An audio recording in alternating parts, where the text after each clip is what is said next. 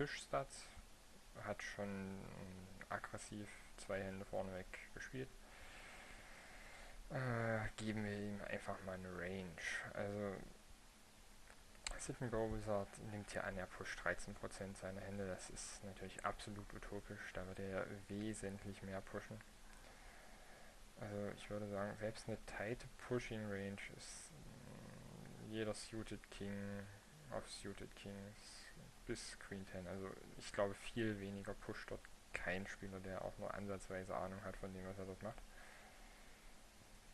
Und dagegen alleine haben wir schon mit Ass 6 einen ziemlichen Plus-EV-Call, der uns durchschnittlich 200 Chips gewinnt.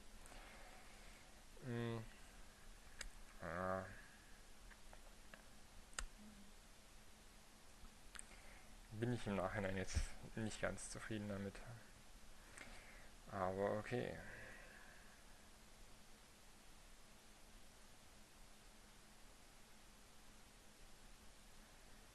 Wenn hier zu uns gefoldet wird, dann pushen wir das, weil der Big Blind hat nur noch anderthalb Big Blinds und wir müssen jetzt noch 400 zahlen, um einen Pot von 1000 zu gewinnen. Das ist ein Any-2-Push an der Stelle. Jo, der Big Blind called, wie zu erwarten war, und ja, wir basteln einen Mini-Suckout im 1700 Chips Pot, joi. Aber besser als nichts natürlich. Jetzt könnten wir vielleicht mal ganz kurz auf die Table-Situation eingehen. Hinter mir die beiden Spieler sind relativ tight.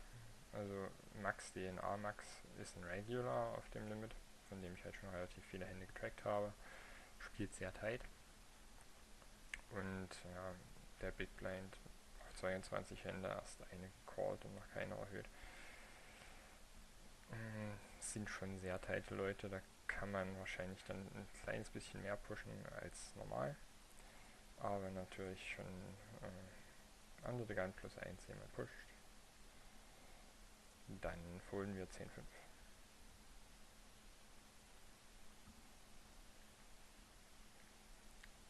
King 7 ist hier ein Fold. Da haben wir einfach noch zu viele Big Blinds, als dass wir das profitabel in 4 Leute schaffen könnten. Das gleiche sollte ja auch für Jack 7 gelten.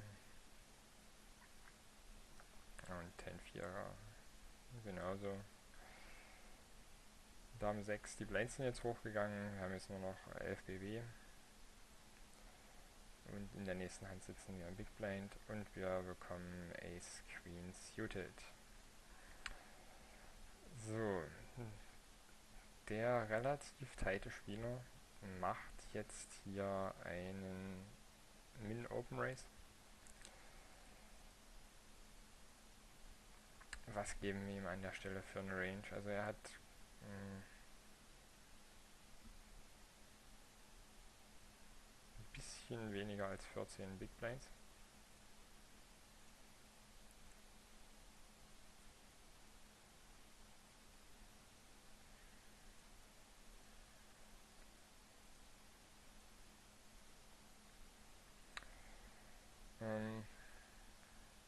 Ja, geben wir ihm mal eine sinnvolle Range.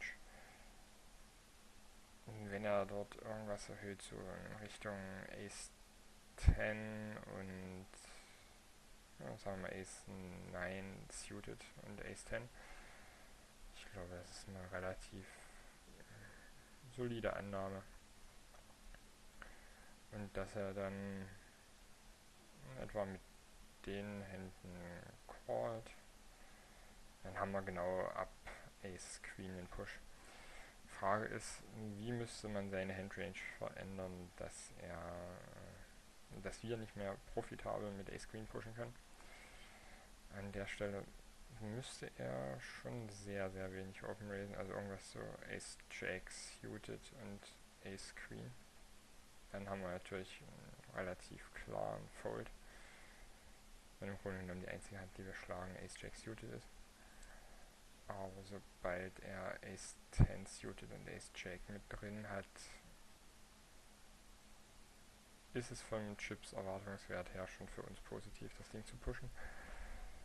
Und ja, ich sehe ihn hier wirklich, wie gesagt, die Range pushen. Noch mit 6er, 7er, Min-Race ja sicherlich auch und Ace-10 suited. Und dagegen haben wir einen Push. Von daher knappe Hand, aber wir schieben das rein und kriegen den Call. Treffen am Flop die Queen, am Turn noch eine Queen. River ist eine 10 und er zeigt uns Ass 9 suited. Also wahrscheinlich genau das untere Ende seiner Range. Zumindest das untere Ende seiner Range, die wir angenommen haben.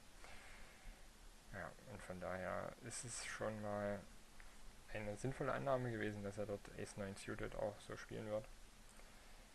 Und dagegen war unser Push plus EV, wenn er genau diese Range dort so spielt. Die nächste Hand. Queen Deuce suited, offsuit. Ja, Fold bei der Action vor uns. 10-6, wir kriegen wieder einen 3BB-Push vor uns, können wir natürlich nicht callen. 7-3 ist relativ egal, wie die Action ist. Wir folden, genauso wie 10-3.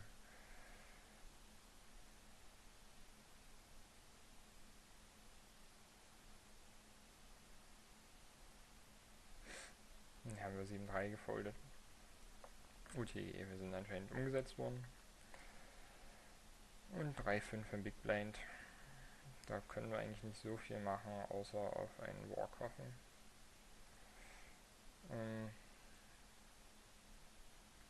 Ja, ich bekomme schon gigantische Potter, um das zu overcallen.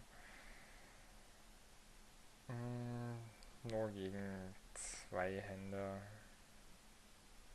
ist, glaube ich, die Equity von 5-3 einfach schlechter als 2,3 zu 1. Deswegen ist hier ein Fold, glaube ich, das Standardplay. Die Gegner zeigen Dame 9 und Ass 3. Also in dem Fall hätten wir zwar gelackt, aber davon soll man sich ja mal nicht beeindrucken lassen.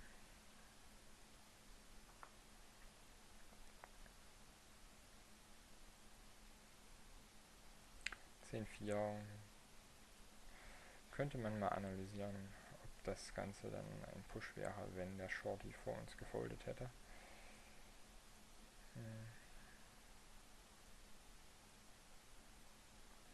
Und dann kommen wir wiederum darauf, dass es ein knapper Push wäre, allerdings auch bloß, wenn wir glauben, dass der Big Blind so short wie er ist, nochmal folden kann.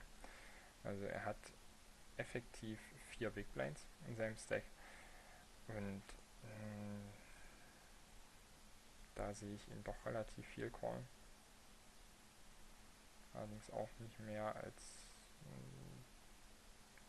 sagen wir mal so, diese Range. Any King suited, gute Queens, any Pocket Pair. Und selbst dagegen haben wir einen Push. Allerdings sehe ich den Small Blind ein bisschen loser callen. Ab Ass 8 suited.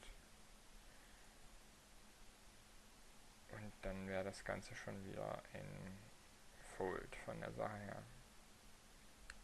Aber wie ihr seht, man kann hier wirklich eine ziemlich große Range schaffen, wenn die Gegner so tight callen, wie sie das bei diesen Turnieren machen. Und das ist dann natürlich für uns extrem plus EV. So, dann weiter zur nächsten Hand. König 6 mit Push vor uns ist ein Fold. 8-4 mit 4 Leuten hinter uns auch immer. Genauso wie Queen 7.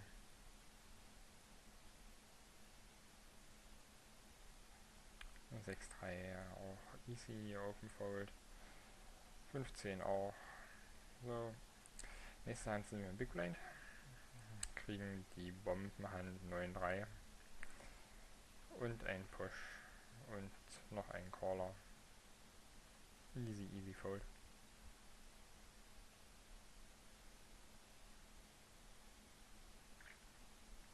Äh, 7-5 werde ich hier open pushen, wenn ich die Gelegenheit dazu bekomme.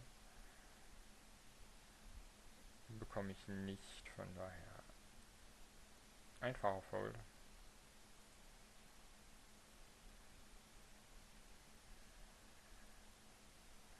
10-5 wäre jetzt close gewesen an der Stelle, weil die Shorties schon recht committed sind, glaube ich, an der Stelle. Dass wenn der Cut-Off hier foldet, sehe ich die Shorties eigentlich nicht mehr so viel folden.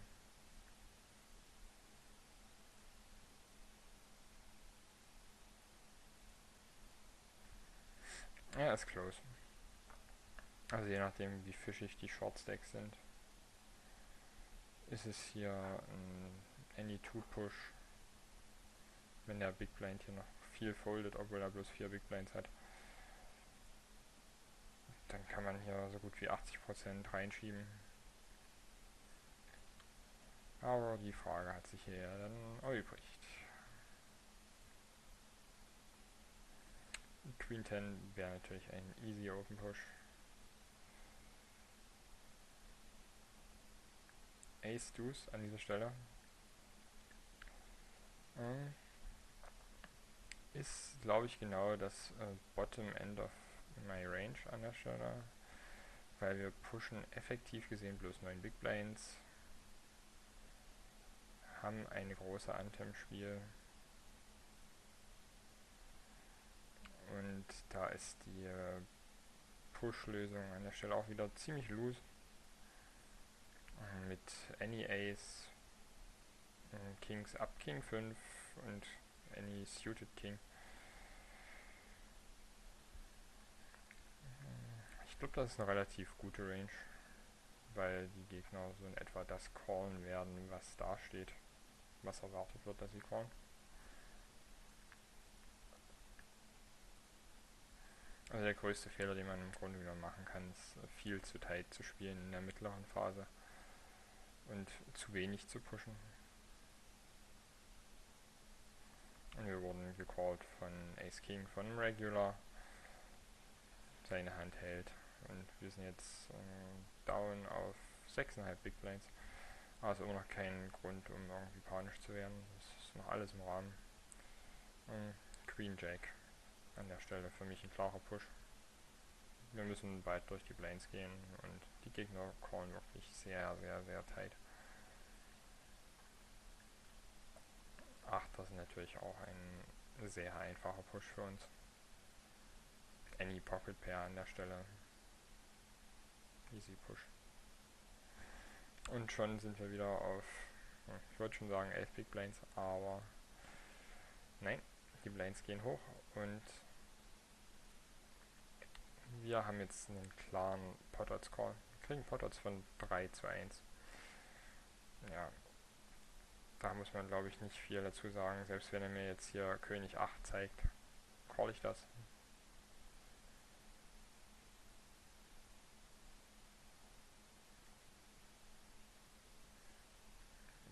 Selbst sein Ass 7, wenn er es mir vorneweg zeigt, dass er es hat, muss ich es callen von den Pot-Odds her.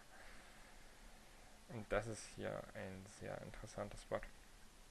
Wir sind relativ short nach dem Pot-Odds Call.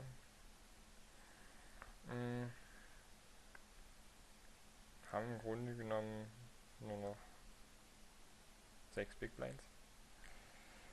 Und der Hijack pusht. An der Stelle wieder die Frage, mit was für einer Handrange macht er das. Wenn man davon ausgeht, dass er wirklich sehr, sehr tight pusht, ist das ein Fold.